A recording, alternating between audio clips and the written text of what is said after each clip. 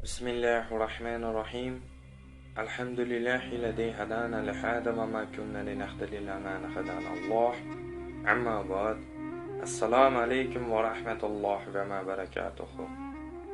Muhtaram birodarlar, aziz yurtdoshlar, bizga savol berilibdi: benamozlik nima? Benamozlik nima o'zi? Uni oxiri nima deb so'ralgan ekan. Mana Alloh nasib qilsa, hozirgi qiladigan ma'ruzamizda shu savol haqida to'xtalib o'tamiz. Alhamdulillah.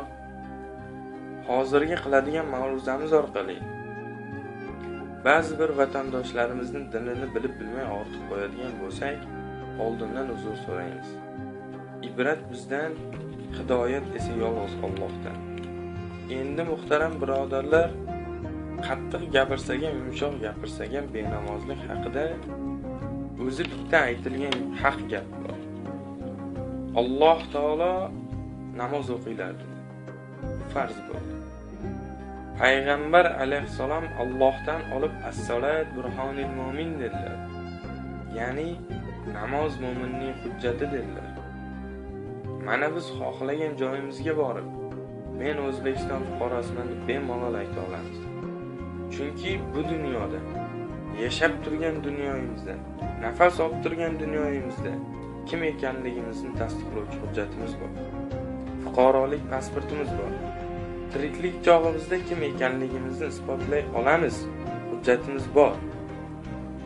Lekin Alloh xohlab omonatimizni topshirganimizdan so'ng Allohning huzuriga borib kim ekanligimizni isbotlay olamizmikan? Hujjatimiz bormikan?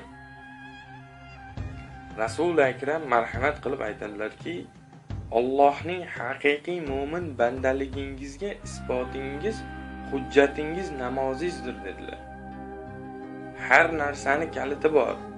Likulli shayin muftahun va muftahun jannati va salat dedilar. Jannatni ochib beruvchi, sizni jannatga olib kiruvchi bu namoz deb marhamat qildilar.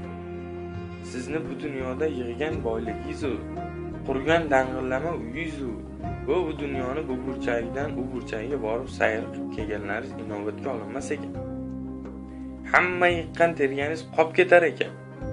Faqatgina u dunyoga Allohning huzuriga o'zingiz bilan birgalikda o'qigan namozingiz, qilgan xayr ihson hatmi Qur'oningiz, tutgan ro'zangizni savoblarini olib ketar ekansiz. Ana o'sha inobatga olinar ekan. Ana o'shani u dunyoda Allohning huzurida foydasi bo'ladi ekan, qolgasiniki emas, marhamat qiladilar janobi Rasululloh. Mana Alloh xohlab joningizni, omonatingizni Allohga topshirdingiz. Alloh subhanahu va taolo asrasin, astag'firulloh, bu dunyodan benamoz o'tdingiz. Jannatda eshigining tagiga borib, men palonchiman yoki palonchini jiyaniman, tog'asiman, xolasiman desangiz jannat sizga ochilib qolmaydi. Kalitingiz bormi?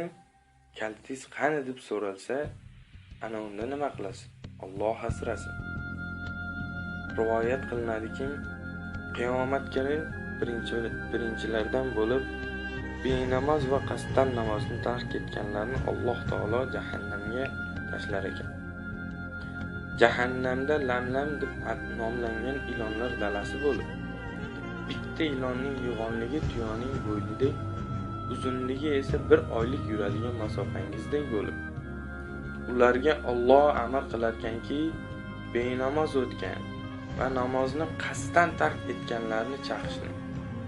Ilonlar chaqgach, shu ilonning zahri insonning jismida 70 yil qaynab va o'sha azob totayotgan, Allohning imkon bergan hayotida foydalanmay, hayoti ayshu ishrat bilan shaytonga qul bo'lib o'tgan bandasining tanasi erib tushadi deb marhamat qilinadi. Bani Isroillik bir ayol Musa alayhissalomning oldilariga kelib, "Ey Allohning elchisi, men katta bir gunoh qilib qo'ydim-da, bu gunohimdan Allohga tavba qildim. Allohdan meni tavbamni qabul qilib, gunohimni mag'firat qilishini so'rab duo qiling" degan ekan. Shu payt Musa alayhissalom undan "Nima gunoh qilding?" deb so'ragan paytlarida bu ayol ey Allohning payg'ambari, men zino qilib bola tug'dimda va gunohimdan qo'rqib uni o'ldirdim dedi. Shunda Muso, chiq bu yerdan ey fojia, yana kasofating tufayli osmondan olov tushib bizni yondirib yubormasin deb aytdi. Ayol payg'ambar huzuridan qalbi o'ksingan holatda chiqib ketdi. Shu payt Alloh va uning payg'ambarlari o'rtasidagi elchi bo'lmish farishta Jabroil alayhissalom tushib, ey Muso, Rabb taolo nima uchun tavba qilgan ayolni qaytarib yubording? Undan ko'ra yomonroq kimsalar borligini bilmaysanmi deyapti bitta.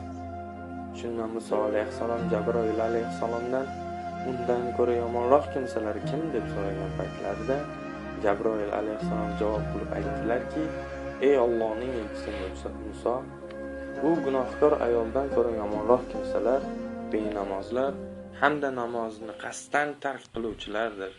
Ular qiyomat kuni Allohning qattiq la'nat va azobiga duchor bo'lguvchilardir deb javob qildi. Shunday ekan aziz vatandoshlar, Allohning bizga bergan eng katta ne'mati yashash, tiriklik, yurt tinchligi bo'lgan imkoniyatidan samarali bu dunyomiz va bu dunyomizga foydasi bo'ladigan holatda foydalanaylik. Rasul akram sallallohu alayhi vasallam, men Allohdan ikkita narsani so'radim, bittasiga izn berildi-yu, bittasiga izn berilmadi dedi. Onamni qabrini ziyorat qilayin, onamni haqqiga talabi istig'for qilayin deb Allohdan izn so'ragan edim. Onamni qabrini ziyorat qilishga izn berdi-yu, haqqiga Qur'on o'qishga, talabi istig'for qilishga izn berilmadi deb yig'labdi. Butun sahobai ikromlar birga yig'ladi.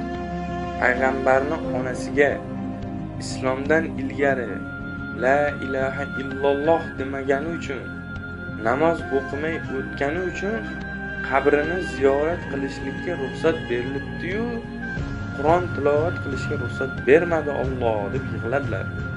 Payg'ambar bo'lganlaridan keyin onalarining qabrini borib 3 marta aylanib ziyorat qildilar va orqaga qaytdilar. Birgalikda butun sahobai ikromlar bo'ldi. Shuni bilinglarki, muhtaram birodarlar, benamoz o'tgan banda, o'zini o'zi joniga qasd qilgan bandani haqqiga Qur'on o'qish bu eng katta gunoh. Hattoki shariat o'z joniga qasd qilganni janozasini man qilgan. Benamoz o'tdingiz, orqangizdan bitmas tuganmas boyligingiz qoldi. Sizni maqtar, haqqingizga minglab qo'ylar so'yilib Qur'on tilovatlar o'qilsin, foydasi yo'q. Foydasi bo'lmas ekan. Chunki bekalit o'tdingiz, benamoz o'tdingiz. Kalitingiz bo'lmasa, namozingiz bo'lmasa, boshi sajdagohga tegmasa, shuni bilingki, jannat sizga harom bo'lar ekan. Jannat sizga yo'q bo'lar ekan. Alloh asrasin, astag'firulloh.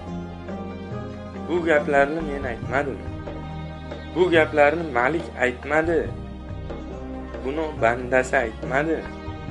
Buni Allohdan vahiy olib janobi payg'ambarimiz Muhammad Mustafa sallallohu alayhi vasallam aytdilar. Aziz yurtdoshlar, bugungi ma'ruzamizni yakunlar ekanmiz. Shuni eslatma qilamiz. Sarvar olam marhamat qilib aytadilarki, shuni bilinglarki, Allohning qiyomatda beradigan azobi bandani bu dunyoda bir-biriga bergan azobdan 1000 barobar kuchli bo'ladi deb marhamat qiladilar.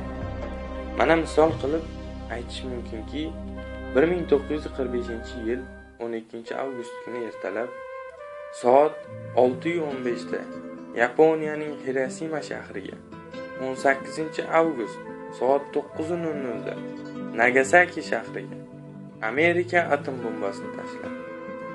Shu paytni o'zida Yapon dengizi 25,000 darajada qaynagan ekan. Hozirgi kunga qadar bolalar mayib majruh bo'lib, nogiron bo'lib dunyoga kelar ekan. Bu bandani qilgan ishi. Bandani bandaga bergan azobi. Endi tasavvur qilinglarki, qiyomatda Allohning qanaqa bo'lar ekan. Ilohim qiyomatda Allohim yuzimizni yorug' qilsin. Mahshar maydonida jam bo'lgan vaqtimizda nomai amalimizni o'ng tomonimizdan qilsin. Bandamiz xatodan xoli emasmiz. Alloh hammamizni hidoyatda barqarorlar qilib, o'qiganlarimizga amal qilishni nasib qilsin. Omon bo'linglar, sog' bo'linglar.